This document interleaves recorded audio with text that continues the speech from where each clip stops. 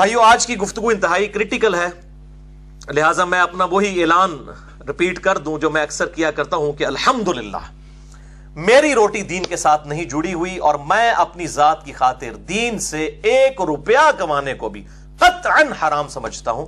کسی پہ فتویٰ نہیں ہے، اور نہ میں سورس آف انکم ریلیجن کو بنانے کو حرام کہہ رہا ہوں، اپنی ذات کی بات کر رہا ہوں۔ اور میں لعنت بھیجتا ہوں کسی بھی ایسی بیرونی امداد پر، خواہ وہ سعودیہ کی طرف سے ہو یا ایران کی طرف سے، کہ ان ملکوں کا ایجنڈا اس ملک میں، سب کانٹیننٹ میں، انڈیا، پاکستان اور بنگلہ دیش میں لانچ کیا جائے اور سنی شیعہ فساد کو فروغ دیا جائے اپنی ملوکیت کو بچانے کے لیے، اپنی حکومتوں کو بچانے کے لیے۔ لعنت بھیجتا ہوں ایسی امداد کے اوپر، اور یہی وجہ ہے میرے بھائیوں، میں نے فرقہ واریت کو 3 طلاقیں دے کر اور 4 تکبیریں پڑھ کر ہمیشہ کے لیے دفنا دیا ہے، کیونکہ جس کی روٹی دین کے ساتھ جڑ جائے اور وہ سورس آف انکم ریلیجن کو بنا لے، آپ اس سے کبھی بھی خیر کی توقع نہ رکھیں الا ماشاء اللہ، کوئی شاید لاکھوں میں ایک ہو، اور اللہ تعالیٰ سے دعا کریں کہ اللہ تعالیٰ اس دن سے پہلے کہ ہم میں سے کسی کی روٹی دین کے ساتھ جڑ جائے، اللہ تعالیٰ ہمیں ایمان و عافیت کے ساتھ مدینہ شریف میں موت، بقیع غرقد میں مدفن، اور جنت الفردوس میں اپنے محبوب صلی اللہ علیہ وآلہ وسلم کے قدموں میں جگہ عطا فرمائے، آمین۔ بھائیو آپ میں سے اکثر لوگ میرے ماضی سے واقف ہیں۔ میں اپنی پیدائش 4 اکتوبر 1977 سے لے کر آلموسٹ 30-31 سال تک 2007 تک بریلوی رہا، اس کے بعد کچھ عرصہ دیوبند کے ساتھ اور پھر اہل حدیث کے ساتھ بھی کچھ عرصہ گزرا، اور 2008 میں پھر کچھ عرصہ ایز اے اسٹڈی میں نے اہل تشیع کے ساتھ بھی گزارا۔ آج بھی میں سب کی حق بات قبول کرتا ہوں، جہاں پر بھی مجھے علمی اختلاف ہو تو بغیر کلمہ گو اہل قبلہ کی تکفیر کیے پازیٹیولی علمی دلائل کے ساتھ اصلاح کی کوشش کرتا ہوں، اور یہی ایک مسلمان کا ایٹیچیوڈ بھی ہونا چاہیے۔ اب ڈیٹیل میں جانے سے پہلے ایک دفعہ دروشی پڑھ لیجئے۔ اللہم صلی علی محمد وعلی آل محمد کما صلیت علی ابراہیم وعلی آل ابراہیم انک حمید مجید، اللہم بارک علی محمد وعلی آل محمد کما بارکت علی ابراہیم وعلی آل ابراہیم انک حمید مجید۔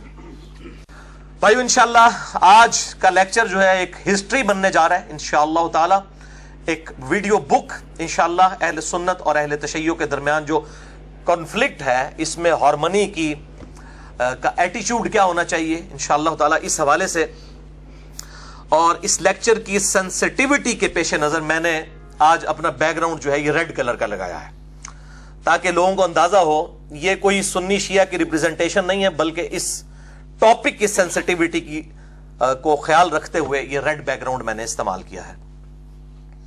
اور آج کے لیکچر میں ہم روٹین سے ہٹ کر اہل سنت کی بجائے اہل تشیع کے ریفرنسز کو پہلے نمبر پر ڈسکس کرنے جا رہے ہیں، اور میں یہ چاہ رہا ہوں کہ اہل سنت کا مقدمہ اہل تشیع کی عدالت میں رکھا جائے، ان کی کتابوں کی روشنی میں، ہماری کتابوں کی روشنی میں نہیں۔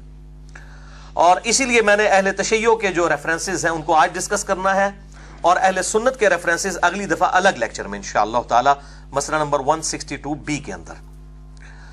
اور یہاں پر میں سنی اور شیعہ عوام کے لیے تمہیداً کچھ باتیں عرض کر دوں، کیونکہ میں نے جس کتاب کا حوالہ دینا ہے اس کا مقام اہل تشیع کے ہاں من و عن اسی طریقے سے ہے جس طرح اہل سنت کے ہاں صحیح بخاری کا مقام ہے۔ اگرچہ اصول الکافی کتاب ہے ان کی احادیث کی، وہ آپ کہہ سکتے ہیں صحیح بخاری کے مقابلے کے اوپر اس کتاب کو وہ مانتے ہیں، اور وہ بھی امام بخاری رحمہ اللہ تعالیٰ کے 50-60 سال کے بعد لکھی گئی، لیکن جس کتاب کو شہرت حاصل ہوئی وہ ہے میرے بھائیوں یہ کتاب نہج البلاغہ۔ یہ اہل تشیع کے بچے کو اس کتاب کا اندازہ ہے کہ یہ کتاب اہل تشیع کی مین سٹریم کی نمبر 1 کتاب ہے قرآن حکیم کے بعد۔ سیدنا مولا علی رضی اللہ تعالیٰ عنہ علیہ السلام کے خطبات کا یہ مجموعہ ہے نہج البلاغہ، اور یہ میرے ہاتھ میں جو ترجمہ ہے یہ میرے بھائیوں اہل تشیع کا سب سے بیسٹ ترجمہ پاکستان کے اندر، ان کے جو بہت بڑے اسکالر ہیں مفتی جعفر حسین صاحب، ان کا ترجمہ ہے، اور یہ شائع ہوا ہے امامیہ کتب خانہ مغل حویلی اندرون موچی دروازہ لاہور سے۔ اور اس میں سے میں انشاءاللہ مولا علی علیہ السلام کے خطبات वर्ड बाई वर्ड पढ़ूंगा, खुद मैंने तर्जुमा नहीं किया, इसी में से पढ़ूंगा, ताकि किसी के दिमाग में शैतान ये भी वसवसा ना डाल दे कि अपने कोलों पे गला करता है।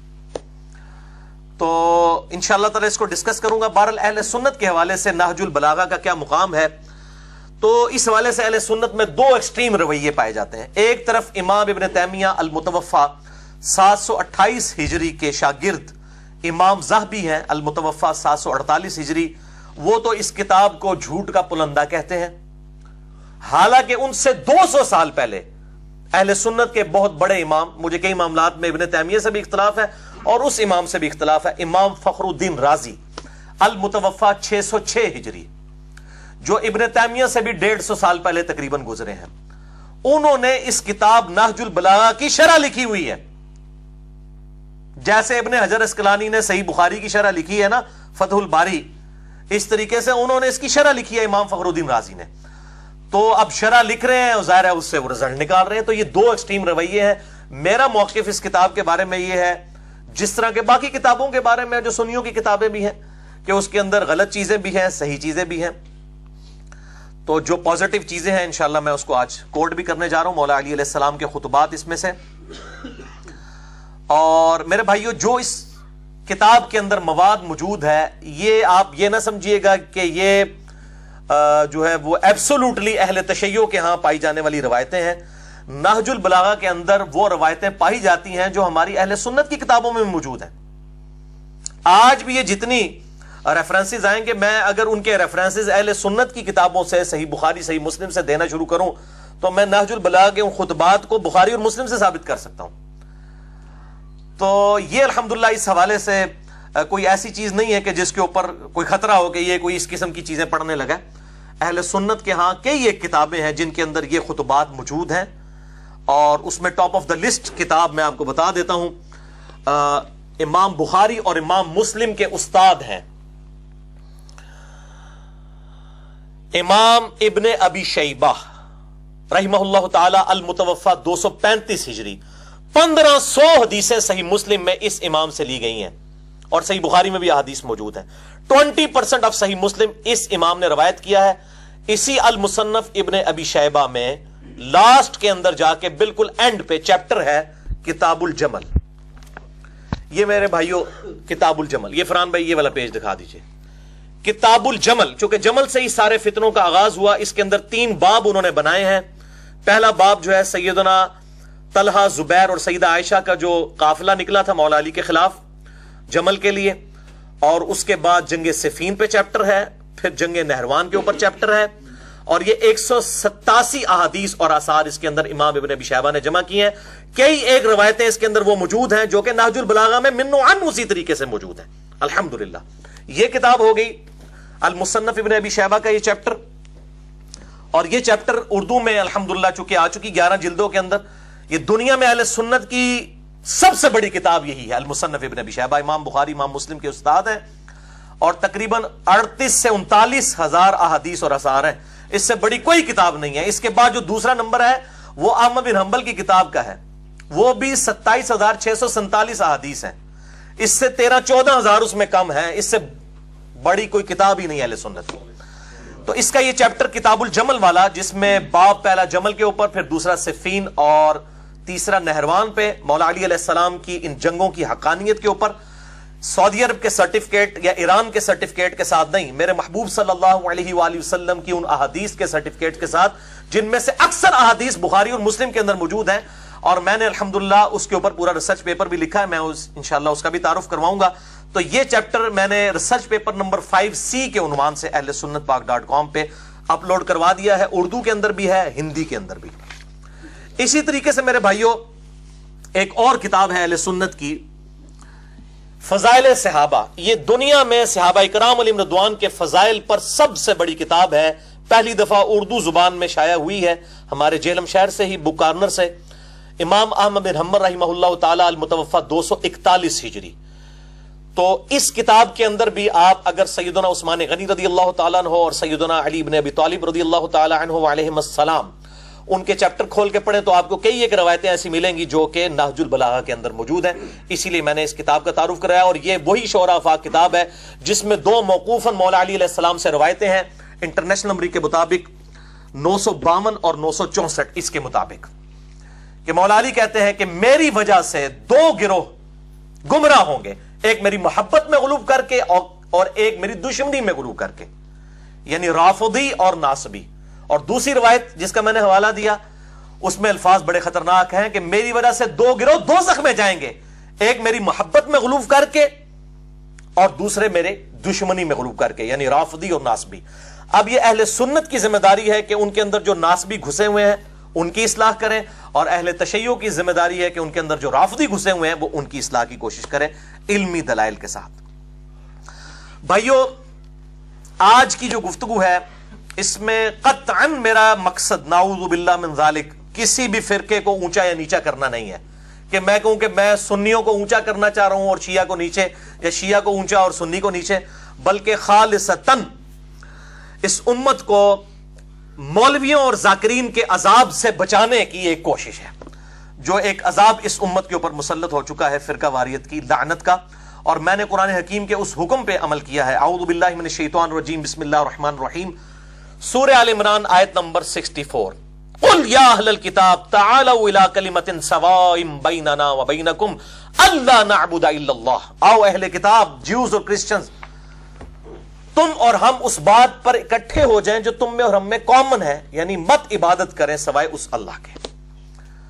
इसी तरीके से हम अहले सुन्नत और अहले तशय्यो को भी दावत देते हैं कि आप भी कॉमन टर्म्स के ऊपर इकट्ठे हों। अगर ज्यूज और क्रिश्चियंस इकट्ठे हो सकते हैं मुसलमानों के साथ कॉमन टर्म्स पे, तो मुसलमानों के अंदर जो गिरोहबंदी हो चुकी है क्या वो इकट्ठे नहीं हो सकते?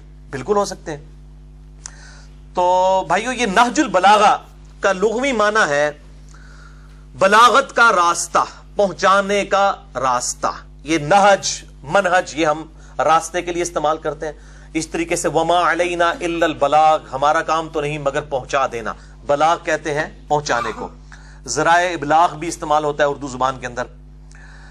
अहले तशय्यो के यहां इससे मोतबर कोई किताब नहीं है, और ये नहजुल बलागा जो किताब है ये 4वीं सदी हिजरी के अंदर अहले तशय्यो के बहुत बड़े इमाम हैं, इमाम रज़ी शरीफ, उर्दू में हम रज़ी कहेंगे, अरबी में रज़ी शरीफ, अल मुतवफ़ा 359 हिजरी 359 हिजरी में फौत हुए। सिर्फ 47 साल की उम्र उन्होंने पाई, और अल मुतवफ़ा 406 हिजरी 359 में वो पैदा हुए और 406 में 406 में वो फौत हुए 47 ईयर्स में। और पाकिस्तान में उर्दू जुबान में इसका तर्जुमा ये मैंने जो आपको दिखाया, मुफ्ती जाफर हुसैन साहब का ये तर्जुमा जो लाहौर से शाया हुआ है, ये सबसे ऑथेंटिक और आसान तर्जुमा है, बड़ी आसानी के साथ मार्केट में अवेलेबल है, आप ले सकते हैं इसी किताब का तर्जुमा। खुतबात इस किताब में से बहुत से पेश किए जा सकते थे, लेकिन मैं पंजतन पाक की निस्बत से सिर्फ 5 हवालों के ऊपर जो है वो कफायत करूंगा। और किसी बंदे को हदायत तक पहुंचने के लिए 5 हवाले भी बहुत होते हैं, ना मानना होता दिल बेईमान ते उजदा टेर, 1000 दलाइल भी कुछ नहीं होते, और बात मानने वाले के लिए एक दलील भी जो मजबूत हो वो काफी होती है, अल्हम्दुलिल्लाह। और तमहीदन मैं आखिरी बात इस कॉन्टेक्स्ट में कर दूं उन 5 खुतबात को डिस्कस करने से पहले कि मेरे भाइयों, ये जो मैं टर्म्स इस्तेमाल कर रहा हूं, मौला अली या अलैहिस्सलाम, या इसी तरीके से पंजतन पाक, गदीर खुम, ये वो टॉपिक्स हैं जिसके ऊपर मेरे घंटों के लेक्चर्स अल्हम्दुलिल्लाह मिलियंस ऑफ पीपल तक पहुंच चुके हैं, और 2 लेक्चर्स उनके क्लिप्स मिलियंस ऑफ पीपल तक पहुंचे हैं। मैं उनके रेफरेंसेस दे देता हूं, क्योंकि अब किसी के दिमाग में अगर कीड़ा आ जाए ये टर्म्स कौन सी इस्तेमाल कर रहा है, ये टर्म्स सब के सब सुन्नी और शिया के दरमियान कॉमन है। मैंने बुखारी और मुस्लिम से इन टर्म्स को साबित किया है। तो जिसे शौक हो तो उसके लिए मैंने लेक्चर 2 रिकॉर्ड करवा दिए हैं। मसला नंबर 101 है, 101, खिलाफत और मलूकियत, सही मसला खुरूज और फिक्र हुसैन हक परस्ती की अलामत है, ये मेरा लेक्चर है। और दूसरा लेक्चर है मसला नंबर 102, 102 नंबर मसला, और वो है फजाइल हुसैन और यजीद के बुरे करतूतों के झूठे दिफा के इल्मी जवाबात। ये दोनों लेक्चर्स जिसे शौक हो तो वो देख सकता है। और हाल ही में 5 घंटे का क्वेश्चन आंसर सेशन एक्सक्लूसिवली इसी मुहर्रमुल हराम 1438 हिजरी में सुन्नी शिया कन्फ्लिक्ट के ऊपर 1 to 1 मुझसे 100 सवाल किए गए, जो वीडियो रिकॉर्डिंग में मसला नंबर 157A और 157B 2.5 घंटे की 2 ویڈیوز اپلوڈ ہیں، ایک ہی نشست میں یہیں پر ریکارڈ ہوئی تھی، جسے شوق ہو تو وہ دیکھ سکتا ہے، اور ریٹن فارم میں اگر کسی کو شوق ہو پولیٹیکل سسٹم آف اسلام اور خلافت راشدہ، اس حوالے سے میرے بھائیوں یہ بہت بڑی خدمت ہے۔ مولانا مودودی رحمہ اللہ تعالی المتوفا 1979 عیسوی کی کتاب الجہاد فی الاسلام، جو انہوں نے 22 سال کی عمر میں لکھی، اور ڈاکٹر اقبال المتوفا 1938 عیسوی شاعر مشرق، ان کی تقریض ہے اس کتاب کے اوپر الجہاد فی الاسلام۔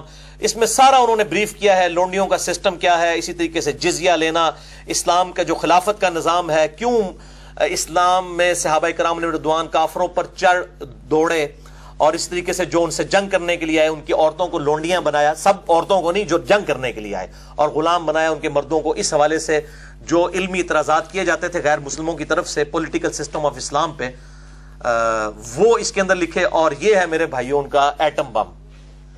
خلافت و ملوکیت، یہ الجہاد فی الاسلام بھی تخریج کے ساتھ آ چکا ہے، مکمل ریفرنسز کے ساتھ۔ یہ خلافت و ملوکیت کی بالکل نئی پرنٹنگ آئی ہے، اور اس میں باقاعدہ ریفرنسز بھی نیچے موجود ہیں کہ کہاں کہاں سے لی گئی، پوری تخریج کے ساتھ، بالکل یہ نئی پرنٹنگ خلافت و ملوکیت، جسے میں کہتا ہوں علمی ایٹم بم۔ دنیا میں پولیٹیکل سسٹم آف اسلام کے اوپر کوئی کتاب نہیں ہے ان 1400 سالوں کے اندر اس کتاب کے مقابلے کی، بلکہ لکھی نہیں گئی ہے۔ یہ تو اس کو پھر سنی شیعہ کا مسئلہ بنا دیا جاتا تھا، یہ مولانا مودودی کی جرت ہے، اور اسی کی اگلا ورژن آپ کو پتا ہے کہ اللہ تعالیٰ معاملات کو وقت کے ساتھ ساتھ امپروو فرماتا ہے، وہ ہے میرے بھائیوں یہ جو ہم نے ایٹم بم پھینکا ہے، یہ بلکہ ہائیڈروجن بم ہے، وہ ایٹم بم تھا، یہ ہائیڈروجن بم ہے، اس سے 50 گنا تباہی کرنے والا، الحمدللہ علمی طور پر دلائل کے اعتبار سے۔ ریسرچ پیپر نمبر 5B 4 زبانوں کے اندر، پہلے میں نے عربی میں لکھا، یہ کہتے ہیں عربی میں پہلے لکھا، اس کے بعد اردو ترجمہ ہوا، پھر ہندی ترجمہ، پھر انگلش میں ترجمہ۔ واقعہ کربلا کا حقیقی پس منظر 72 صحیح الاسناد احادیث کی روشنی میں، سب کی سب اہل سنت کی کتابوں سے، اور 150 روایتیں میں نے اکٹھی کی ہیں۔ 72 کا ٹائٹل صرف شہدائے کربلا کی نسبت سے لیا، ایک ایک نمبر کے اوپر کئی احادیث ہیں، مثلا 33 نمبر پہ غدیر خون کے کم از کم میں نے 8 طریق جمع کیے ہیں، لیکن نمبر اس کو 33 دیا ہے۔ تو یہ میرے بھائیوں ریسرچ پیپر ہے، جسے شوق ہو تو اہل سنت پاک.com سے مفت ڈاؤن لوڈ کر سکتے ہیں اس کا PDF۔ اور آپ کے لیے میں خوشخبری بھی بتا دوں اس لیکچر کی برکت سے کہ اس کا اگلا ورژن بھی آنے لگا ہے، جس میں میں نے شہادت عثمان کے اصلی اسباب بتائے ہیں، حکمرانوں کی لکھوائی ہوئی تاریخ نہیں، بخاری اور مسلم کی روشنی میں نے بتایا کہ یہ جو ڈنڈورا پیٹا جا رہا ہے کہ جی یہ کوئی عبداللہ بن سبا تھا، ایک اس نے سارے صحابہ کی مت مار دی تھی، نعوذ باللہ من ذالک، چند مجرموں کو بچانے کی خاطر عبداللہ بن سبا کا ڈھونگ رچایا۔ عبداللہ بن سبا تھا، اس کو مولا علی نے ہی قتل کروایا، وہ بعد کا مسئلہ ہے، قتل عثمان میں اس کا کوئی ہاتھ نہیں ہے۔ جن لوگوں کا ہاتھ ہے اور جن لوگوں نے یہ معاملات کیے اور اس خلافت کو ملوکیت میں بدلا، ان کا میں نے چٹا بٹا اس کے اندر مزید کھول دیا ہے۔ اور اب اس کتاب، اس ریسرچ پیپر 5B میں انشاءاللہ 8 پیجز ایڈ ہو جائیں گے۔ عربی ورژن میں نے اس کا لیٹسٹ اپلوڈ کر دیا ہے ویب سائٹ کے اوپر، اردو ترجمہ آج کل ہو رہا ہے، تقریباً 2-3 ہفتے کے اندر انشاءاللہ تعالی ہو چکا ہے، ابھی اس کی کمپوزنگ ہونی ہے، یہ فائنل ہو جائے گا۔ 5B کا اگلا ورژن 8 پیجز اس میں ایڈ ہوں گے، میں نے نمبرنگ اسی میں سے نکالی ہے، اس میں بھی 72 نمبر ہی ہیں، اور جو نمبرز کریٹیکل تھے وہ اپنی جگہوں پہ ہیں، میں نے طریق ایڈ کیے ہیں، انشاءاللہ تعالی میں اس کا تعارف اگلے لیکچر میں کروا بھی دوں گا، کہاں کہاں پر میں نے ایڈیشن کی ہے۔ تو انشاءاللہ تعالی اس کے بعد کوئی گنجائش نہیں رہے گی، میں نے ہر چیز کھول کر بیان کر دی ہے الحمدللہ۔ آپ بلکہ سمجھیں کہ خلافت و ملوکیت کا مقدمہ میں نے بخاری اور مسلم اور باقی کتابوں سے الحمدللہ ثابت کیا ہے، اہل سنت کی کتابوں سے، فرقہ واریت کی لعنت سے بالا تر ہو کر۔ جسے شوق ہو تو اس کو ریسرچ پیپر کو ضرور پڑھے۔ اب ڈیٹیل میں جانے سے پہلے، ان 5 خطبات کو ڈسکس کرنے سے پہلے ایک دفعہ پھر دروشی پڑھ لیجئے۔ اللہم صلی علی محمد وعلی آل محمد کما صلیت علی ابراہیم وعلی آل ابراہیم انک حمید مجید۔ اللہم بارک علی محمد وعلی آل محمد کما بارکت علی ابراہیم وعلی آل ابراہیم فی العالمین انک حمید مجید۔ نہج البلاغہ سے سیدنا مولا علی رضی اللہ تعالی عنہ وعلیہ السلام کا پہلا خطبہ، ریفرنس نمبر 1، حجت الاسلام مفتی جعفر حسین صاحب کا ترجمہ، ورڈ بائی ورڈ میں اس میں سے پڑھوں گا۔ پیج نمبر ہے 384 اور خطبہ نمبر ہے 144 اس نہج البلاغہ میں سے. یہ دوبارہ دکھا دیجئے ان کو. لاہور سے یہ پرنٹ ہوئی ہے. مفتی جعفر حسین صاحب نے اس کا ترجمہ کیا ہے اور میں نے اہل تشیع علماء سے پوچھا, ان کا سب سے اتھینٹک ترجمہ یہی ہے جس کو آن کیا جاتا ہے. ان سے بڑا کوئی عالم دین نہیں ہے ان کا. تو اسی میں سے ورڈ بائی ورڈ میں پڑھوں گا, لفظ بل لفظ, کوئی الفاظ اپنی طرف سے نہیں انشاءاللہ تعالی. تو پہلا خطبہ ہے پیج نمبر 384 خطبہ نمبر 144, آیت الاستخلاف سورہ نور کی آیت نمبر 55 جس کے کانٹیکسٹ میں آج ہم ڈسکشن کر رہے ہیں. پرٹیکولرلی مولا علی علیہ السلام نے بھی اسی آیت کو خلافت راشدہ کی دلیل بنایا ہے نہج البلاغہ کے اندر. وہ خطبہ سنیے ورڈ بائی ورڈ. اس خطبے کی ہیڈنگ ہے وَقَدْ اسْتَشَارَهُ عمر بن الخطاب فی الشخوص للقتال الفرس بنفسه, کہ جب مشورہ مانگا مولا علی علیہ السلام سے مولا عمر علیہ السلام نے کہ وہ بنفس نفیس فارس کی جنگ قادسیہ میں شرکت کرنا چاہتے ہیں. امیر المومنین تھے اس وقت, دو ہی سپر پاورز تھی, پرشین امپائر, ایرانین امپائر, اور دوسری رومن امپائر. جس طریقے سے آج جو ہے وہ امریکن اور رشیا تو اب کافی حد تک کمزور ہو چکا ہے, اس طریقے سے اس وقت یہ دو بڑی سپر پاورز تھی. تو ظاہر ہے کہ یہ بڑی گھمسان کی جنگ ہونے والی تھی قادسیہ.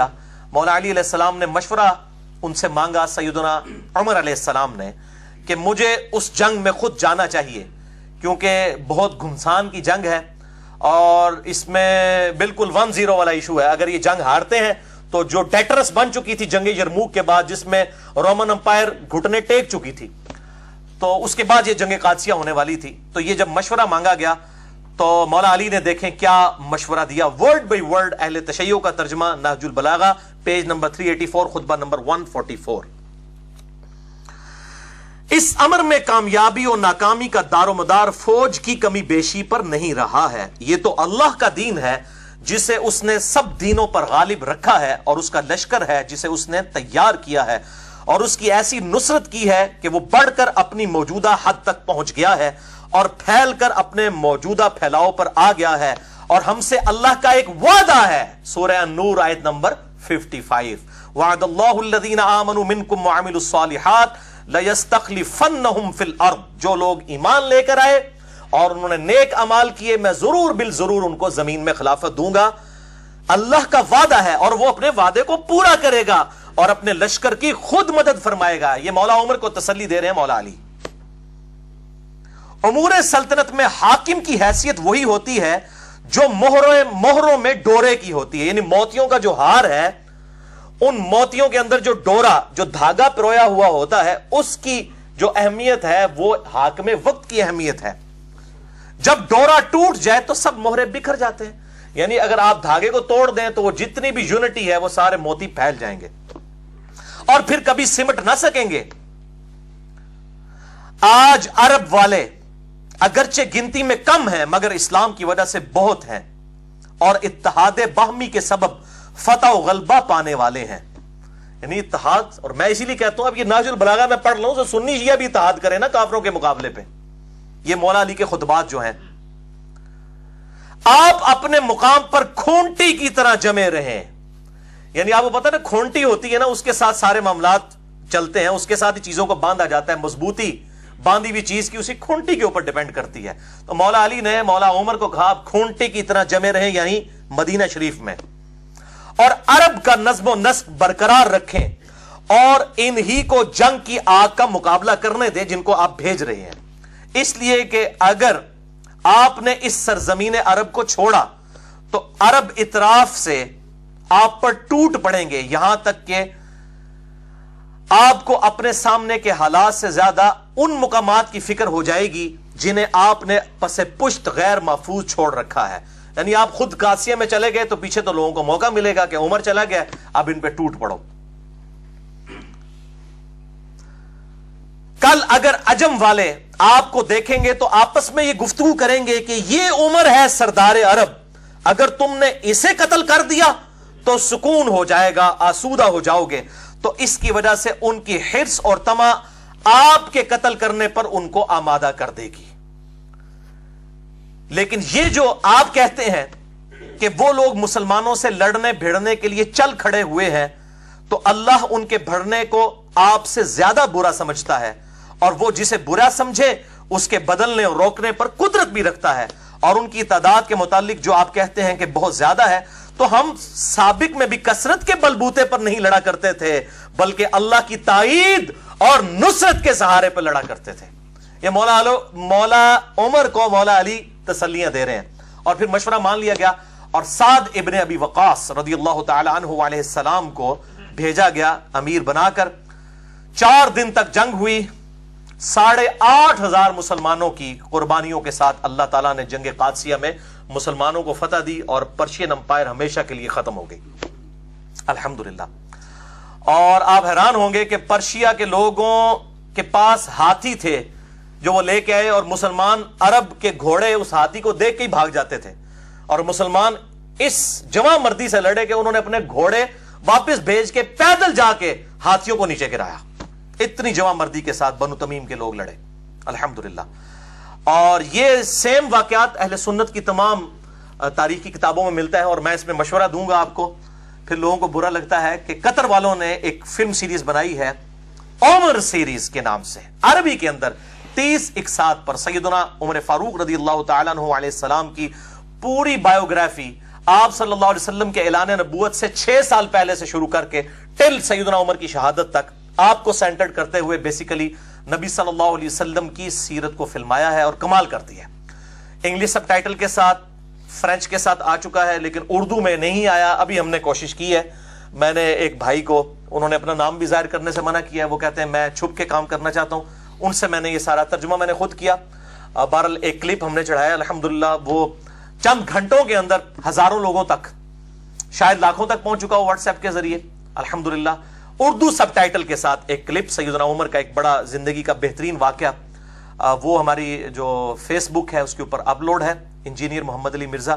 یوٹیوب پہ چونکہ اجازت نہیں، اس کے کاپی رائٹس ہیں، ہم کوشش کر رہے ہیں ہمیں اجازت مل جائے تو ہم اس طرح کے جو کریٹیکل کلپس ہیں وہ انشاءاللہ تھوڑے تھوڑے کر کے اردو سب ٹائٹل کے ساتھ بہترین آسان فہم اردو ترجمے کے ساتھ اپلوڈ کریں گے۔ اس کی آج تازہ مثال آ چکی ہے۔ اور یہ عمر سیریز کے اوپر جو یہ مولوی خطبے دیتے پھر رہے ہیں نا اس کے خلاف، ان کو یہ اندازہ نہیں ہے کہ عمر سیریز کا کنسلٹنٹ وہ بندے ہیں کہ یہ سارے دنیا کے مولوی ایک پلڑے میں رکھے جائیں نا علمی اعتبار سے، اور وہ 2 بندے ایک طرف ہیں۔ مفتی اعظم قطر یوسف القرضاوی، جن کی عمر تقریباً 90 سال ہو چکی ہے، دنیا میں اس سے بڑا کوئی اہل سنت کا عالم دین نہیں ہے، وہ کنسلٹنٹ ہے اس کے، جن کی وہ کتاب ہے اسلام میں حلال و حرام، جو عرب کے ملکوں میں بھی پڑھائی جاتی ہے جدید مسائل کے اوپر۔ یہ ڈاکٹر ذاکر نائک اور باقی جتنے لوگ ہیں، یہ جتنی بھی باتیں بیان کر رہے ہوتے ہیں، یہ ان کی تحقیق ہے، یوسف القرضاوی۔ اور دوسرے ڈاکٹر علی سلابی ہیں، جو دنیا میں سب سے بڑے ہسٹورین ہیں، جنہوں نے سیدنا ابوبکر، عمر، عثمان و علی رضی اللہ عنہم اجمعین وعلیہم السلام کی سیرت پہ اتنی موٹی عربی میں کتابیں لکھی ہیں، اور وہ کتابیں جو ہے وہ شائع بھی ہو رہی ہیں اردو ترجمے کے ساتھ، ڈاکٹر علی سلابی۔ تو یہ 2 بڑے بڑے لوگ ہیں جنہوں نے عمر سیریز کے اوپر کنسلٹینسی دی ہے، اور الحمدللہ یہ ریکارڈنگ ہوئی، اور اس کا ٹیسٹ ہی عربی میں ہونے کی وجہ سے ہے۔ نہج البلاغہ سے مولا علی علیہ السلام کا دوسرا خطبہ، ریفرنس نمبر 2، حجت الاسلام مفتی جعفر حسین صاحب کا اردو ترجمہ، پیج نمبر 368، خطبہ نمبر 132۔ جنگ یرموک، جو قادسیہ سے پہلے رومن امپائر کے خلاف فیصلہ گن جنگ تھی، اس میں بھی سیدنا عمر نے کہا کہ میں خود جا کے مسلمانوں کو لیڈ کرتا ہوں تاکہ مورائل بلند ہو مسلمانوں کا۔ تو اس حوالے سے بھی مولا علی سے مشورہ مانگا گیا، اور اس خطبے کی ہیڈنگ کیا ہے؟ وَقَدْ شَاوَرَهُ عمر بن الخطاب فی الخروج الى غزو الروم بنفسه۔ جب مولا علی علیہ السلام سے مولا عمر نے مشورہ مانگا کہ وہ خود جا کر روم کا غزوہ لڑنا چاہتے ہیں۔ یہ غزوہ کو جو کہا گیا نا جس میں حضور شریک ہوں صلی اللہ علیہ وآلہ وسلم، وہ غزوہ ہوتا ہے، دوسرا جو ہے وہ سریہ ہوتا ہے، یہ بالکل جھوٹ ہے، محدثین اس فرق کو نہیں مانتے۔ غزوہ کا لفظ کسی لیے بھی استعمال ہو سکتا ہے۔ مسئلہ نمبر 127B امام محمد مہدی والے لیکچر کے اندر میں نے اس کے اوپر ڈیٹیل سے گفتگو کی ہے، غزوہ ہند والی حدیث کے اوپر۔ وہ کہتے ہیں نہیں غزوہ اس لیے کہ نبی صلی اللہ علیہ وسلم خود آ جائیں گے، نعوذ باللہ، غزوہ ہی، اب غزوہ روم کا لفظ یہاں پہ موجود ہے، حالانکہ اس میں تو نہیں موجود تھے۔ تو جب مشورہ مانگا گیا جنگ یرموک پہ جانے کے لیے، تو اب مولا علی کیا کہتے ہیں ورڈ بائی ورڈ؟ اللہ نے دین والوں کی حدوں کو تقویت پہنچانے اور ان کو ان کی غیر محفوظ جگہوں کو دشمن کی نظر سے بچانے کا ذمہ لے رکھا ہے. وہی خدا اب بھی زندہ و غیر فانی ہے کہ جس نے اس وقت ان کی تائید و نصرت کی تھی جبکہ وہ مسلمان تھوڑے تھے, غزوہ بدر میں تھوڑے سے تھے, کہ دشمن ان سے انتقام نہیں لے سکتے تھے, کہ وہ اپنے دشمن سے انتقام نہیں لے سکتے تھے. اللہ نے اس وقت بھی مسلمانوں کی مدد کی اور ان کی حفاظت کی جب وہ اتنے کم تھے کہ اپنے کو محفوظ نہیں رکھ سکتے تھے. تم اگر خود ان دشمنوں کی طرف بڑھے اور ان سے ٹکرائے اور کسی افتاد میں پڑ گئے تو اس صورت میں مسلمانوں کے لیے دور کے شہروں کے پہلے کوئی ٹھکانہ نہ رہے گا اور نہ تمہارے بعد کوئی ایسی پلٹنے کی جگہ ہوگی کہ اس کی طرف پلٹ سکیں. یعنی سیدنا عمر کو کہہ رہے ہیں تسی تے تھم ہو ساڈے, تو کچھ ہو گیا تو پیچھے کیا بنے گا. اگر وہاں پہ مسلمان شکست کھاتے ہیں تو آپ کی طرف تو آ سکتے ہیں, آپ پھر نئی کمک بھیج سکتے ہیں. اگر کسی افتاد میں پڑ گئے تو اس صورت میں مسلمانوں کے لیے دوسرے شہروں کے پہلے کوئی ٹھکانہ نہ رہے گا اور نہ تمہارے بعد کوئی ایسی پلٹنے کی جگہ ہوگی کہ اس کی طرف پلٹ کر آ سکیں. تم ان کی طرف اپنی بجائے کوئی تجربہ کار آدمی بھیجو اور اس کے ساتھ اچھی کارکردگی دکھانے والے, خیر خواہی کرنے والے لوگ بھیج دو. اگر اللہ نے غلبہ دے دیا تو تم یہی چاہتے ہو, اگر دوسری صورت یعنی شکست ہوئی تو تم لوگوں کے لیے ایک مددگار اور مسلمانوں کے لیے پلٹنے کا مقام ہوگے. دیکھو کیا تعریفی کلمات ہیں مولا عمر کے لیے, مولا علی کے, کہ آپ مسلمانوں کے لیے وہ پناہ گاہ ہوں گے کہ اگر شکست ہو بھی گئی یرموک میں تو مسلمان آپ کی طرف پلٹیں گے. آپ جب زندہ و سلامت ہوں گے پھر مورال بلند ہو جائے گا. اور اللہ تعالیٰ نے یہ نوبت ہی نہیں آنے دی سیدنا علی کے مشورے پر ابو عبیدہ ابن جراح کو. مولا علی علیہ السلام کے مشورے کے بعد مولا عمر نے بھیجا وہاں پر جنگ یرموک میں, اور خالد ابن ولید جو آرمی چیف تھے ان کو معزول کر دیا. اور بڑے لوگوں نے کہا فتح کیسے ہوگی, انہوں نے کہا یہی تو بتانا چاہ رہا ہوں, خالد ابن ولید کی وجہ سے فتوحات نہیں ہو رہی, رب خالد کی وجہ سے ہو رہی ہے. رب الخالد ہے جو, اس کی وجہ سے ہو رہی ہیں فتوحات. اور پھر لوگوں نے دیکھا یہاں پہ اگر کسی جونیئر کو آپ آرمی چیف بنا دیں باقی سارے استعفے دے کے سائڈ پہ ہو جاتے ہیں. پھر بھی ہم لوگ محب الوطنی کا اور اسلام سے محبت کا دعویٰ کریں تو پھر شرم کا مقام ہے. اور یہاں پر دیکھیں سیدنا خالد ابن ولید عام سپاہی کی حیثیت سے لڑے ابو عبیدہ ابن جراح کے نیچے, اور اللہ تعالیٰ نے فتح دے دی جگہ یرموک کے اندر. 1.5 لاکھ کی فوج اور مسلمان چند ہزار تھے, اللہ تعالیٰ نے فتح دی, اور یہ اللہ تعالیٰ کا وعدہ تھا. اور الحمدللہ ابو عبیدہ ابن جراح رضی اللہ تعالیٰ عنہ علیہ السلام کے ہاتھوں پر یہ فتح قیامت تک کے لیے مسلمانوں کی دعاؤں کا ذریعہ ہے ان کے لیے, کہ اللہ تعالیٰ ان کو جزائے خیر اس حوالے سے عطا فرمائے. آمین ثم آمین. نہج البلاغہ سے مولا علی علیہ السلام کے خطبے کا تیسرا ریفرنس, حجت الاسلام مفتی جعفر حسین صاحب کے اردو ترجمہ میں پیج نمبر 107, خطبہ نمبر ہے 5. یہ بڑی کڑوی باتیں ہیں, بڑے حوصلے سے سننی ہیں. جب ابو سفیان نے عباس ابن عبد المطلب جو نبی صلی اللہ علیہ وآلہ وسلم کے چچا تھے, ابو سفیان فتح مکہ پہ معافی مانگ کے مسلمان ہو گیا. اس کی یاری دوستی تھی عباس کے ساتھ. جب مسلمانوں نے سیدنا ابو بکر صدیق کی بیعت کر لی, مولا علی نے اس وقت تک نہیں کی تھی, 6 مہینے بعد کی. یہ پوری ڈیٹیل طرف 3 گھنٹے کا لیکچر ہے, مسئلہ نمبر 55B میرا اہل سنت پاک.com پہ. وصی رسول کون ہے اور حدیث قرطاس کا تحقیقی جائزہ, جسے شوق ہو تو وہ دیکھ سکتا ہے. اب اس نے موقع غنیمت جانا تو اس نے عباس بن عبد المطلب کو لیا اور مولا علی کے پاس آیا کہ یہ کیا نچلے درجے کا ابو بکر, بنو تیم جو سب سے نچلا قبیلہ ہے قریش کا, اصل قبیلے تو بنو ہاشم اور بنو امیہ ہیں, ٹھیک ہے, اور یہ کمزور درجے کا نچلے درجے کے قبیلے کے لوگ ہیں جن کی بیعت ابو بکر کی لوگوں نے کر لی ہے, تو علی تم ہاتھ بڑھاؤ, ہم تمہارے ہاتھ پہ بیعت کرتے ہیں. بولے اعوذ باللہ تعالی, اندازہ لگائیں. تو مولا علی نے کہا تو جب مسلمان ہوا تب بھی اسلام کا دشمن, اور جب تو کافر تھا اس وقت بھی اسلام کا دشمن ہی تھا. خوب ڈانٹا. اور یہ ہمارے اہل سنت کے ہاں کئی روایتیں ہیں. تاریخ طبری ہے جو تاریخ الامم والملوک, امام طبری اہل سنت کے ایک ہیں, اہل تشیع کے, اہل سنت کے امام طبری, انہوں نے بھی یہ سارے ان کے جو ڈسکشن جو مولا علی کے ساتھ ہوئی وہ نقل کی ہے. اور آپ اردو میں ترجمہ شائع ہو چکا ہے فیصل اکیڈمی لاہور والوں کا 2004 میں، صفحہ نمبر 424 اور جلد نمبر 2 میں یہ سیم خطبہ موجود ہے جو میں نہج البلاغہ سے ورڈ بائی ورڈ مولا علی علیہ السلام نے جو جھڑکا ابو سفیان کو، یہ کہنے لگا میں پیادوں اور سواروں سے بھر دوں گا اس پورے مدینے کو تیری حمایت کے اندر، ابو بکر کو ہٹاؤ. تو مولا علی نے کہا کہ ہاں انہی پیادوں اور سواروں کے ساتھ بھرے گا نا جو تو خندق میں اور احد میں رسول اللہ کے مقابلے پر لے کے آیا تھا جن لوگوں کو، آج ابو بکر کے مقابلے پر میری حمایت کے اندر ان لوگوں کو لے کے آئے گا. اسی لیے میں کہتا ہوں یہ لوگ مطلب ادھر بھی اسلام کے ساتھ دشمنی، یہاں پہ بھی ظاہر ہے کہ کمزور درجے والے لوگ تھے، نبی علیہ السلام کی ان کو صحبت اتنی نہیں ملی، ہم ان کو صحابی مانتے ہیں اور رضی اللہ تعالیٰ عنہ کہتے ہیں، لیکن ان کو صحبت نہیں ملی تو ظاہر ہے وہ کمزوریاں پھر نظر بھی آ رہی ہیں. اب یہ وہ آپ ورڈ بائی ورڈ خطبہ سنیں مولا علی نے کیا ڈانٹا ہے، اور اس میں کئی ایک ٹروتھ ایکسپوز کیے مولا علی نے.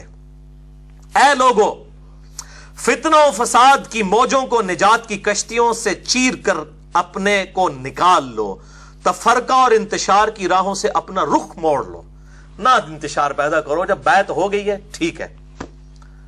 اللہ اکبر. فخر و مباحات کے تاج اتار ڈالو. وہ اتنا فخر کرتا تھا جی، بنو تیم، ایک بنو تمیم ہے ایک بنو تیم ہے جس میں سے سیدنا ابو بکر تھے. وہ کہتے ہیں یہ بنو عدی بھی بالکل نچلے درجے کا تھا جس سے حضرت عمر بنے ہیں. یہ قبائلی سسٹم میں اس وقت دو ہی تھے، ایک بنو امیہ اور دوسرے بنو ہاشم. ایک کے پاس جو ہے حکومت تھی اسلام سے پہلے، دوسروں کے پاس جو ہے وہ بنو ہاشم کے پاس جو ہے وہ خانہ کعبہ کی تولیت تھی. جس طرح آج بھی سعودیہ کے اندر آل سعود ہیں، ان کے پاس حکومت ہے، اور آل شیخ جو ہے انہوں نے مسلح سنبھالے ہوئے. یہی معاملہ اس وقت بھی تھا. تو اب وہ کہہ رہے ہیں کہ جی یہ کمزور درجے کے قبیلوں کے لوگ، ان کو آپ خلیفہ چن رہے ہیں. آپ دیکھیں کیا کہہ رہے ہیں، فخر و مباحات کے تاج اتار ڈالو، صحیح طریقہ عمل اختیار کرنے میں کامیاب وہ ہے جو اٹھے تو پر اور بال کے ساتھ اٹھے، اور نہیں تو اقتدار کی کرسی دوسروں کے لیے چھوڑ دے. وہ کہہ رہے ہیں جب لوگوں نے اتفاق کر لیا ابو بکر کے اوپر، پھر اس معاملے میں اس کو معاملے کو بگاڑنے کی ضرورت نہیں ہے، بلکہ اقتدار کی کرسی ان کے لیے چھوڑ دی جائے. ظاہر نبی صلی اللہ علیہ وسلم بادشاہ نہیں تھے، اللہ کے خلیفہ تھے دنیا پہ.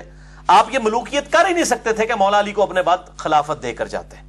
اگرچہ مولا علی حقدار بھی تھے، کسی بھی درجے میں کسی صحابی سے کم نہیں تھے بلکہ بڑھ کر ہی تھے، لیکن آپ صلی اللہ علیہ وآلہ وسلم یہ ملوکیت نہیں کر سکتے تھے، اور سیدنا علی کو بھی یہ پتا تھا.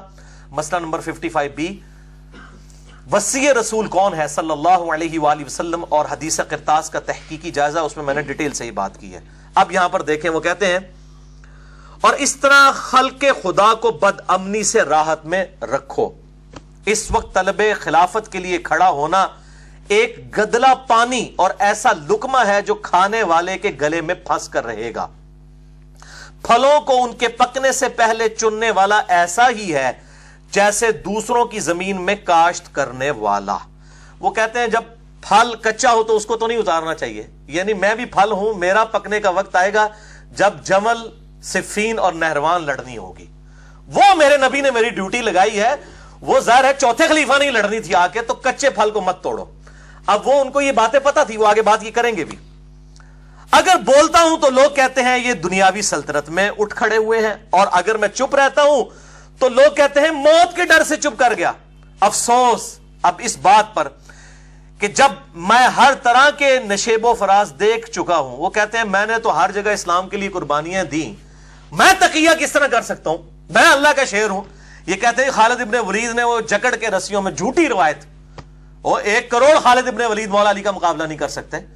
وہ کہتے ہیں میں نے تو اسلام کے بڑے یہ ادوار دیکھے ہیں، جب کوئی بھی آگے نہیں جاتا تھا، خیبر کے اندر، خندق کے اندر ابن عبد الود آ گیا، خیبر میں مرحب آ گیا، تو میں نے تو یہ سارے معاملات خود دیکھے ہوئے ہیں، میں موت سے نہیں ڈرنے والا.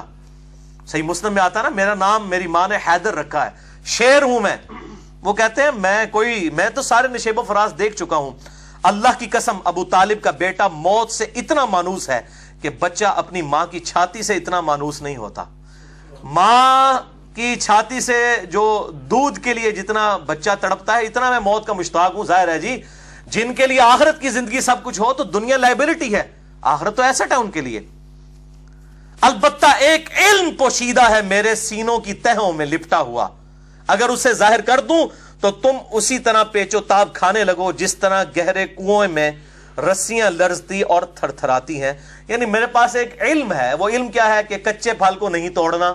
میرے پکنے کی باری ابھی نہیں آئی ہے, وہ آئے گی جب جمل, صفین اور نہروان لڑنی ہوگی.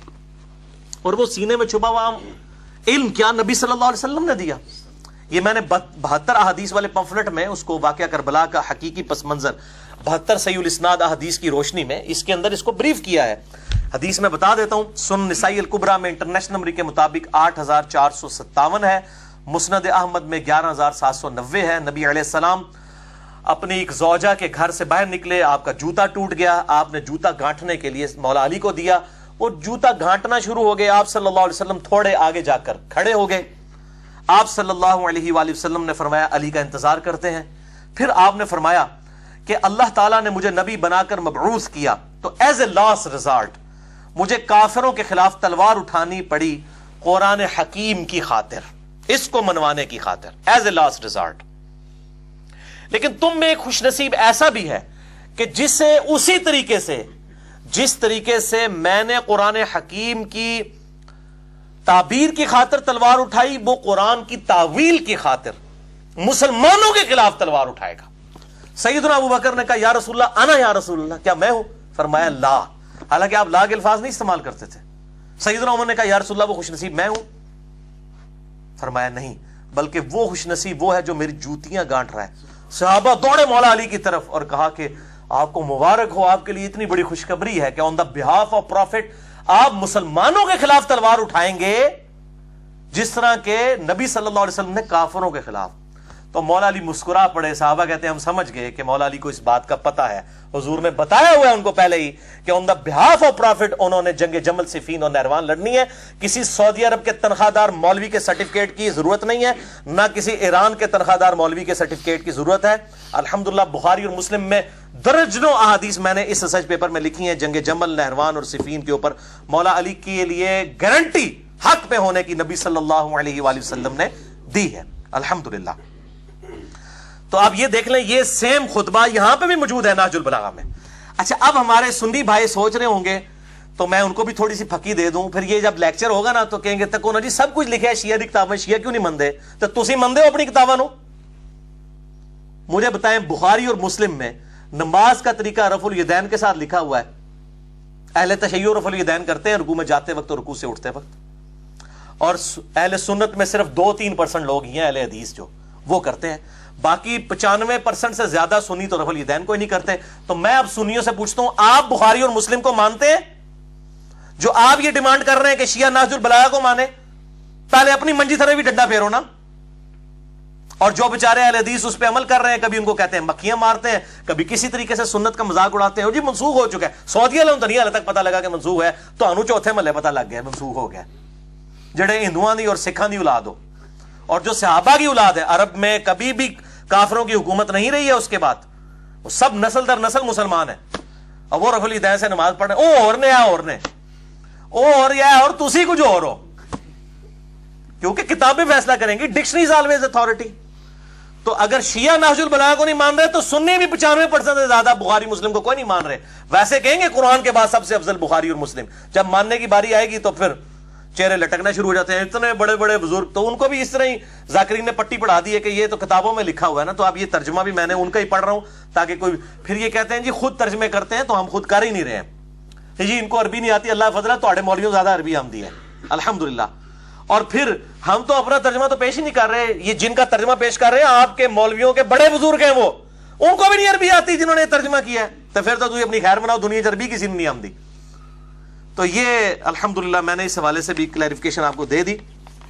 تو میرا تو موقف یہی ہے اس کے فرقہ واریت کے حوالے سے, یہ لعنت جو ہے, ان الذین فرقوا دینہم وکانوا شیعا لست منہم فی شیء, سورہ الانعام آیت نمبر 159, جنہوں نے دین میں فرقے بنائے اور اپنے آپ کو گروہوں میں بانٹ لیا ہے, نبی صلی اللہ علیہ وسلم آپ کا ان سے کوئی تعلق ہی نہیں ہے. تو انما امرہم الی اللہ, ان کا معاملہ اللہ کے سپرد ہے. اللہ تعالیٰ قیامت دن کو بتائے گا ان کے ساتھ کہ انہوں نے یہ فرقہ واریت کی لعنت جو امت میں ان ذاکرین نے اور مولویوں نے عام کی ہے, اور وہ اپنی اپنی مرضی کی چیزیں لے کے پھر رہے ہیں. اور وہ یہود و نصارہ کے اندر بھی یہی خرابی تھی جو سورۃ المومنون کی آیت نمبر 53 میں آئی, فتقطعوا امرہم بینہم زبرا, نبیوں کے جانے کے بعد انہوں نے اللہ تعالیٰ کے احکامات کو بدل دیا, پارا پارا کر دیا. کل حزب بما لدیہم فرحون، ہر گروہ اس میں خوش ہے جو اس کے پاس ہے۔ سنی کہتے ہیں ہمارے پاس صحابہ کی محبت ہے، شیعہ کہتے ہیں ہمارے پاس اہل بیت کی محبت ہے، ہمیں کسی اور چیز کی ضرورت نہیں ہے، اور اس طریقے سے انہوں نے اپنے آپ کو فرقہ واریت میں بانٹ لیا۔ تو اللہ تعالیٰ فرماتا ہے فذرہم فی غمرتہم حتی حین، اے نبی ان کو اپنی مدہوشی میں رہنے دے حتیٰ کہ ان کے موت کا وقت آ جائے، تو اللہ تعالیٰ ان کو پھر بتا دے گا۔ یہ ہے تو تعویل خاص کے اعتبار سے یہود و نصارہ کے بارے میں ہے، لیکن بخاری اور مسلم کی متفق علیہ حدیث ہے میری امت میں وہی خرابیاں پیدا ہوں گی جو یہود و نصارہ کے اندر پیدا ہوئی۔ اس پہ بھی میں الگ سے لیکچر دے چکا ہوں، مسئلہ نمبر 157A اور B دیکھ لیں۔ سنی شیعہ کنفلکٹ پہ 100 کوسچنز 1 to 1 جو مجھ سے ہوئے ہیں، علی نقوی صاحب نے کیے، 5 گھنٹے کی نشست، اس پہ میں نے ڈیٹیل کے ساتھ اس پہ بات کی ہے۔ نہج البلاغہ سے چوتھا خطبہ، سیکنڈ لاسٹ، خلفائے ثلاثہ کی توثیق مولا علی علیہ السلام کی طرف سے، مولا ابو بکر، مولا عمر، مولا عثمان رضی اللہ عنہم اجمعین وعلیہم السلام کی توثیق ایک خطبے کے اندر۔ حجت الاسلام مفتی جعفر حسین کے اردو ترجمہ، پیج نمبر 643، مکتوب نمبر 6، یہ خط ہے جو معاویہ بن ابی سفیان رضی اللہ تعالیٰ عنہ کے نام مولا علی نے لکھا جب انہوں نے بغاوت کی۔ تو یہ خط جو لکھا، یہ ورڈ بائی ورڈ میں خط پڑھنے لگا ہوں، مولا علی کا خط معاویہ بن ابی سفیان کے نام۔ وہ کہتے ہیں جن لوگوں نے ابو بکر، عمر اور عثمان کی بیعت کی تھی انہوں نے میرے ہاتھ پر اسی اصول کے مطابق بیعت کی ہے جس اصول پر وہ ان 3 خلفاء کی بیعت کر چکے تھے۔ مولا علی اپنی خلافت کی دلیل کس کو بنا رہے ہیں؟ ان اصحاب کو کہ جنہوں نے ابو بکر، عمر اور عثمان کو خلیفہ چنا۔ اس کا مطلب ہے کہ ان کی خلافت بھی پھر ٹھیک تھی۔ مولا علی کہہ رہے ہیں میری خلافت کو جسٹیفائی کر رہی ہیں یہ چیزیں کہ انہی لوگوں نے مجھے خلیفہ چنا ہے جنہوں نے ابو بکر، عمر، عثمان کو چنا تھا۔ ٹھیک ہے جی۔ اب وہ جو ہے وہ سنیوں کے اندر جو ناسبی گھسے ہوئے ہیں وہ کہتے ہیں نہیں یہ تو وہ تھے باغی تھے جو حضرت عثمان کو قتل کرنے آئے تھے، وہ صحابہ کرام تھے، باغی نہیں تھے، وہ بیچ میں کچھ لوگ گھسے لیکن وہ بھی یہودی نہیں مسلمان ہی تھے، ان کو تعویل کی غلطی لگی۔ یہ عبداللہ بن سبا والا جو ڈھونگ رچایا ہوا ہے نا، عبداللہ بن سبا بعد میں آیا، اسے مولا علی نے خود قتل کروایا۔ مسئلہ نمبر 157 میں نے ان کے پوری اس ڈاکٹرائن کا چٹا بٹا کھول دیا بخاری اور مسلم کی روشنی میں۔ چند بدماشوں کو بچانے کے لیے ان لوگوں نے یہ ایک جو ہے ڈاکٹرائن گھڑی کہ جی عبداللہ بن سبا کوئی تھا، 40,000 صحابہ کی اس نے مت مار دی، نعوذ باللہ، ایک کلے نے۔ تو پھر کی تربیت ہوئی 40,000 بندے دی، عقل مت لو، صحابہ کرام کی توہین کرتے ہو یہ بات کر کے کہ ایک عبداللہ بن سبا نے سب کی مت مار دی، نعوذ باللہ من ذالک، حیا کرو۔ تو مولا علی کہہ رہے ہیں معاویہ سے کہ ابو بکر، عمر اور عثمان کی بیعت جن اصحاب نے کی تھی نا انہی اصولوں پر، تو حضرت علی جس اصول پر خلیفہ بنے وہ تو ٹھیک، اور اسی اصول پہ مولا علی کہہ رہے ہیں ابو بکر، عمر، عثمان بھی خلیفہ بنے تو وہ بھی ٹھیک۔ ٹھیک ہے نا جی، سمپل میتھمیٹکس ہے، کسی ذاکر کے سرٹیفکیٹ کی ضرورت نہیں ہے۔ اور جہاں جتنے بھی 100 کے قریب لوگ بیٹھے ہیں اس آواز کو لوگوں تک پہنچائیں، اس حق آواز کو لوگوں تک پہنچائیں کہ کتابوں کے اندر یہ بات کیا لکھی ہے۔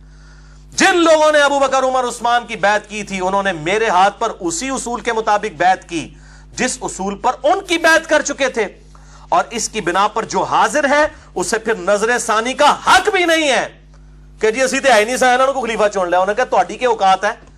جب اصحاب بدر، اصحاب شجرہ نے مولا علی کو خلیفہ چن لیا، تم لوگوں کی فتح مکہ پہ معافی مانگنے والے لوگوں کی کیا اوقات ہے ان کے مقابلے پہ؟ ہمارے مقابلے پہ نہیں، ان کے مقابلے پہ کوئی نظر ثانی کا حق نہیں، اور جو پر وقت موجود نہ ہو اسے رد کرنے کا اختیار بھی نہیں۔ اور شورا کا حق صرف مہاجرین اور انصار کو ہے، وہ اگر کسی پر ایکا کر لیں اور اسے خلیفہ سمجھ لیں تو اس میں اللہ کی رضا اور خوشنودی سمجھی جائے گی۔ یہ سیم خطبہ صحیح بخاری مسلم میں مولا علی کا بھی ہے، مولا عمر کا، جو 6 رکنی کمیٹی تھی، مولا علی کو، عثمان کو، طلحہ، زبیر، عبد الرحمن بن عوف اور سعد ابن ابی وقاص کی کمیٹی بنائی۔ وہ انشاءاللہ میں اگلی دفعہ بتاؤں گا کہ یہ لوگ کس طریقے سے ان لوگوں کے خلاف پھر کھڑے ہوئے۔ تو کہتے ہیں کہ اللہ کی رضا بھی اس میں ہے۔ اب جو کوئی اس کی شخصیت پر اعتراض یا نیا نظریہ اختیار کرتا ہوا الگ ہو جائے، یعنی وہ شخصیت جس کو اصحاب رسول نے چنا ہے صلی اللہ علیہ وآلہ وسلم، وہ اس سے الگ ہو جائے تو اسے وہ سب اسی طرف واپس لائیں گے بائی فورس جدھر سے وہ منحرف ہوا ہے، اور اگر انکار کرے گا تو اس سے لڑیں گے، کیونکہ ایسا شخص مومنین کے طریقے سے ہٹ کر دوسری راہ پر ہو لیا ہے، اور جدھر وہ پھر گیا ہے اللہ تعالیٰ بھی اسے ادھر ہی پھیر دے گا. اگر بندے دا پتر نہ بنے تو اللہ تعالیٰ پھر اسی گمراہی چ سٹ دے گا. تو بائی فورس معاویہ ہم تجھے رائے راست کے اوپر لے کر آئیں گے, مجھے خلیفہ چنا ہے اصحاب بدر اصحاب شجرہ نے. اب یہ دیکھیں کتنے کلیئر کٹ. اور یہ جو اشارہ کیا یہ سورۃ الحجرات کی آیت نمبر 9 ہے کہ جب کوئی مسلمان گروہ باغی ہو جائے نہ حق اس کے خلاف قتال کرو یہاں تک کہ وہ توبہ پر آمادہ ہو. تو اسی کی بنا پہ یہ قتال کیا گیا, جنگ صفین ہوئی.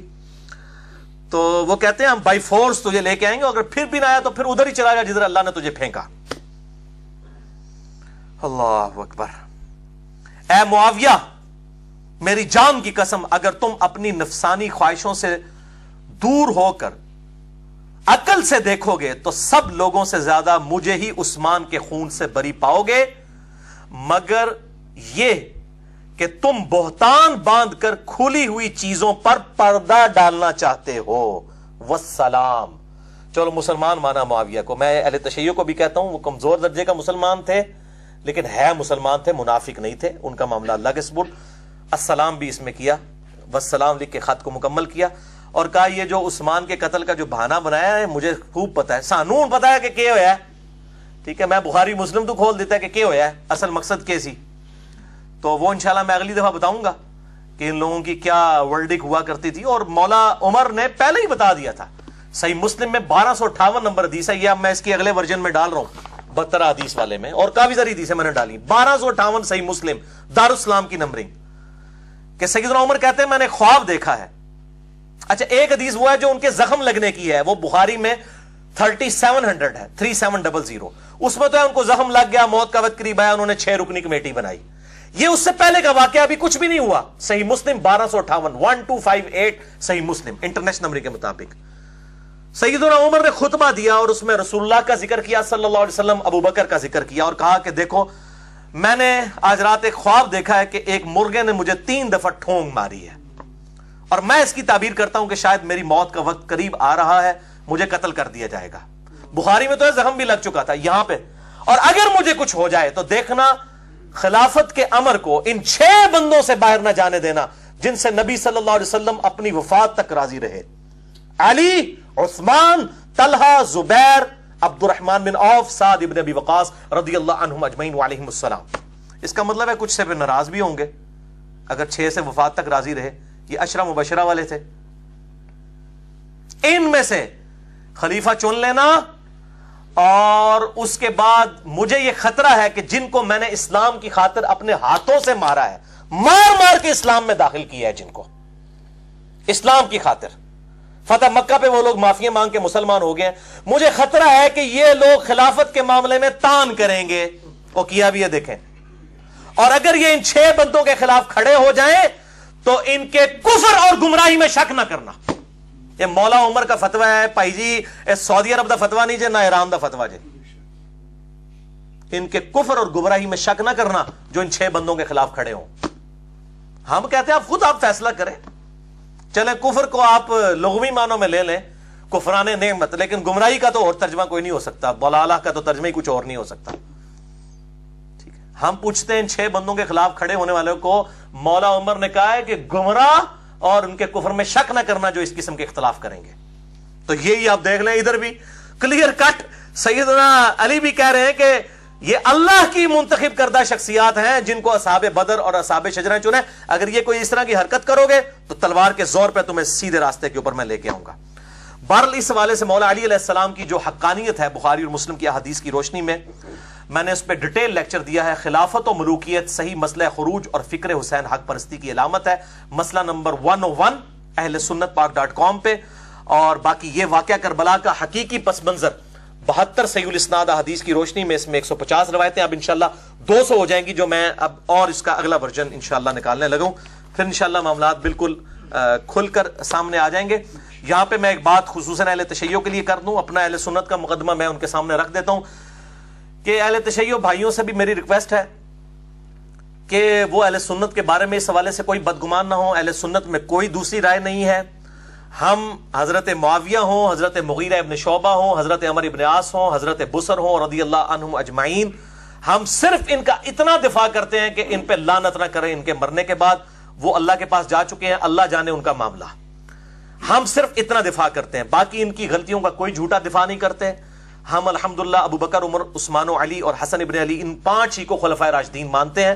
ایون امام ابن تیمیہ نے منہاج السنہ میں لکھا کہ خلفائے راشدین 5 ہیں، ابو بکر، عمر، عثمان، علی اور حسن ابن علی۔ 6 مہینے ان کے بھی ڈال کے 30 سال پورے ہوتے ہیں۔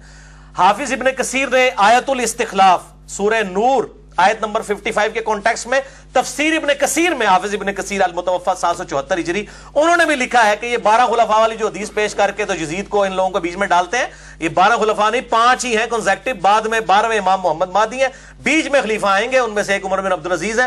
انہوں نے نہ معاویہ کو نہ یزید ابن معاویہ کو خلفائے راشدین میں شامل ہی نہیں کیا، نہ ابن تیمیہ نے، نہ ان کے شاگرد امام ابن کثیر نے۔ تو یہ الحمدللہ کوئی دوسری رائے نہیں، ہم صرف کہتے ہیں کہ لعنت نہ کریں، اور اس حوالے سے ذرا اصلاح کا دروازہ تاکہ کھلا رہے۔